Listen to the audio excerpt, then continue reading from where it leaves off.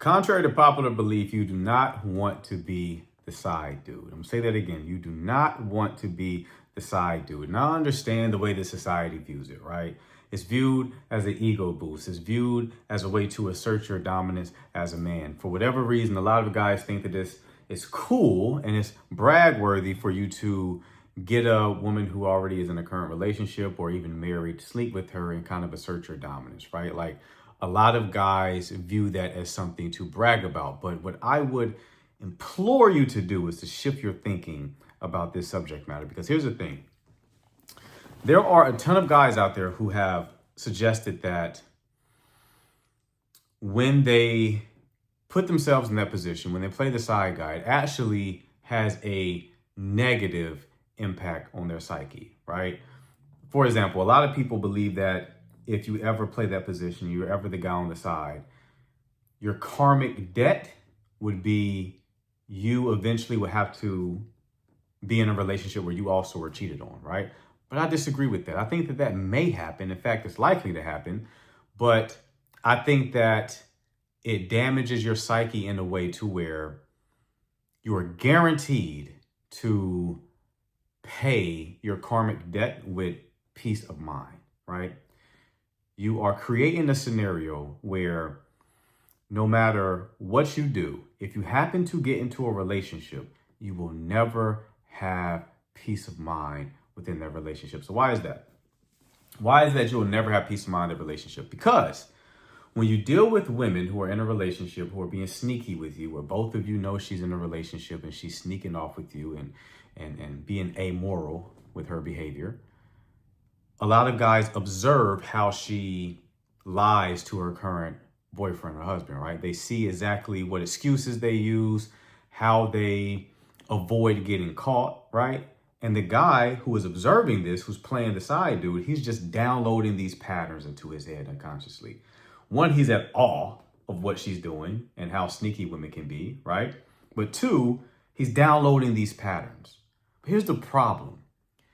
The excuses that the women use in these situations oftentimes are believable. That's how they get away with it, right? They're believable excuses. In other words, the excuses that they give the men who they are with are excuses that are probable, right? Such as, I didn't answer the phone because I didn't hear the phone ring, or I was asleep when you called, or my phone died, or some variation of that, right?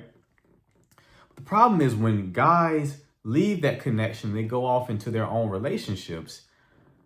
When they hear women give them, the woman who they're dating, give them that same type of excuse, maybe they try to call the woman and her phone, she claims her phone was dead or that she was asleep. When they start to hear those same excuses that they heard 5 years ago with the woman who they used to cheat with, they start to become triggered. They start to believe that, wait, are you doing the same thing that Tiffany was doing back in the day? Are you lying to me in the same way that she was lying to her man? Am I now on the opposite end of this? Am I the one who's actively getting cheated on? And that peace of mind starts to diminish, right? And they start to get on edge and they start to become very skittish and skeptical and neurotic about this shit.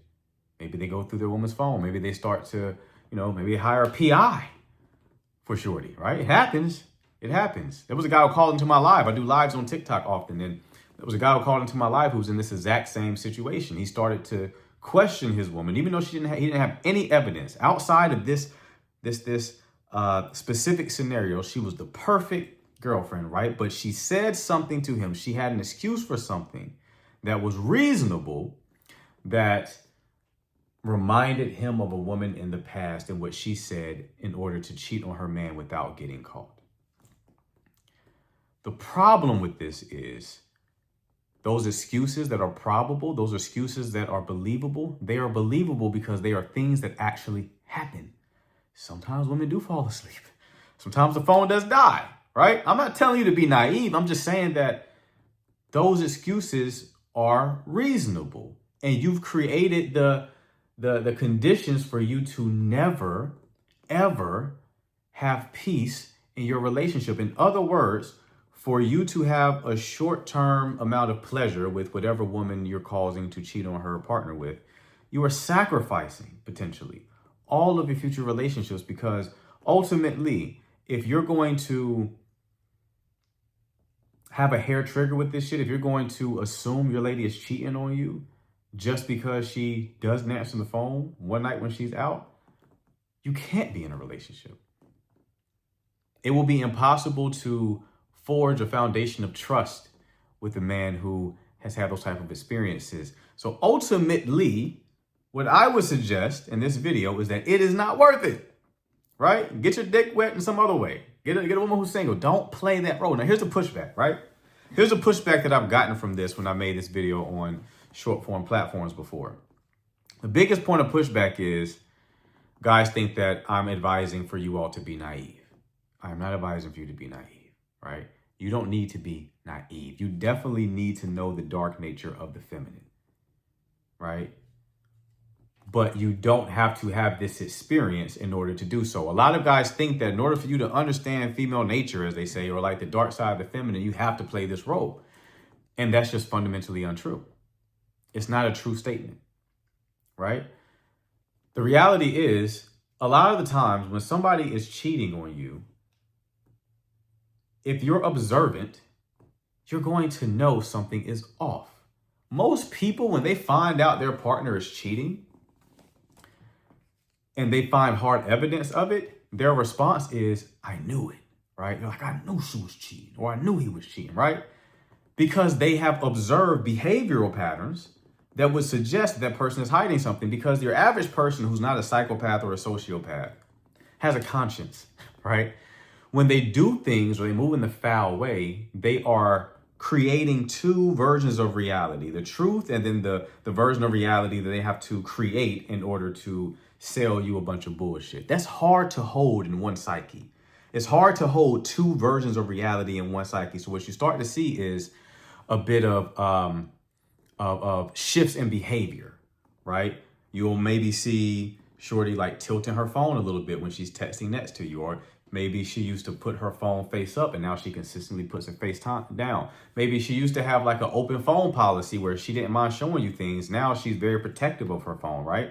When she even takes a shower, she got to shove it up her ass to get in the shower. Like, she's very protective over it. Maybe before she used to have it on the charger on the nightstand when she went to sleep, and now she sleeps with it underneath her pillow. A lot of times, most of the time, 99% of the time, when someone is moving foul, there's a shift in their behavior. What you have to fight against is being naive, thinking that it can't happen to you. You have to have a willingness to see people as they actually are, and then the discernment to understand that when people's behavior shifts like that, there's probably a problem here. In other words, where there is smoke, there is fire. As long as you have that orientation, you don't have to worry about, being super experienced, or you got to actually cheat with somebody to know how people cheat. No, the fuck you don't. You just have to not delude yourself when you see clear evidence that somebody is moving foul, right? So ultimately what I am saying is, before you start to enter into any kind of amoral dynamic with a woman, for whatever reason, right? Make sure you are considering the long-term cost. If you want to improve the decisions that you make, always expand the time horizon. Always think long-term. That would immediately improve your decision-making abilities in the present. Because the payment that is required to move in that way is not worth it. If you knew beyond a shadow of a doubt that you were sacrificing all of your future relationships in order to deal with this woman, this married woman, or this woman who has a boyfriend actively, you wouldn't do it. It ultimately wouldn't be worth it. Unless you just don't want a relationship, in which case, do your thing, bro. If you don't want a relationship, do your thing. But if you do want a relationship, this is something that you absolutely should avoid, because a future version of you would want to stop you, right? It would be like that meme from the movie Interstellar where you're like, no. You know what I mean? Seeing the past version of yourself make a mistake. You don't want to be that guy, okay? So listen to me.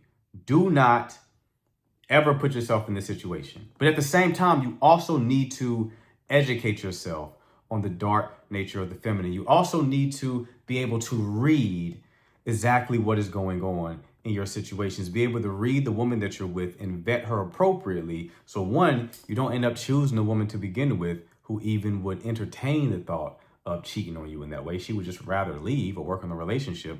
And B, you can start to, if you're navigating the current dating terrain, you can kind of make good judgments and prudent decisions on which women deserve your energy and which women do not, which women who are going to bring a lot of chaos and volatility into your life and which women are going to bring peace into your life. This is something that a lot of men don't realize, which is why they believe that they have to go the route of getting direct experience to learn these lessons, but you don't. That's stupid. You don't have to learn by trial and error. It's much wiser, much more prudent for you to learn from people who've gone before you.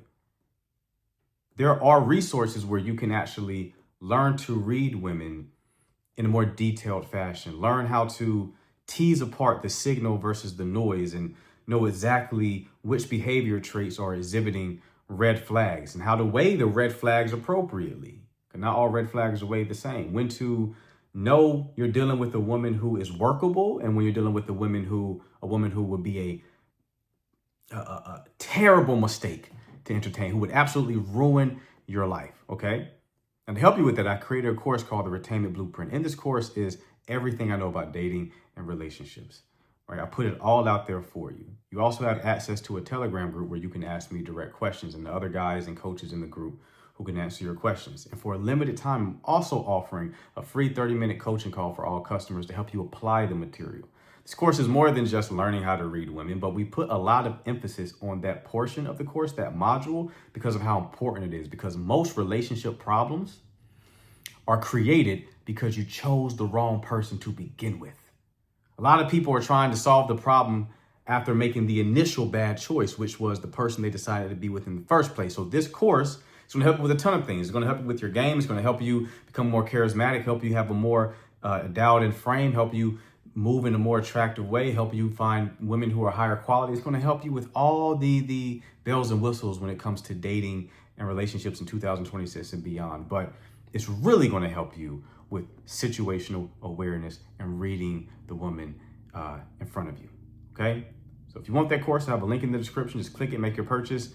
Make sure to act fast though, because I'm updating this course again soon. If you purchase the course, you also get all lifetime updates, obviously. But once I update the course, I will be raising the price, okay? So if you want that free 30-minute coaching call where you can have direct access to me, where I talk specifically about your unique situation, you want access to that Telegram group where you can ask questions, lifetime access, where that means 5 years from now, if you have another question, you could drop it in a Telegram group and have me or another coach answer it.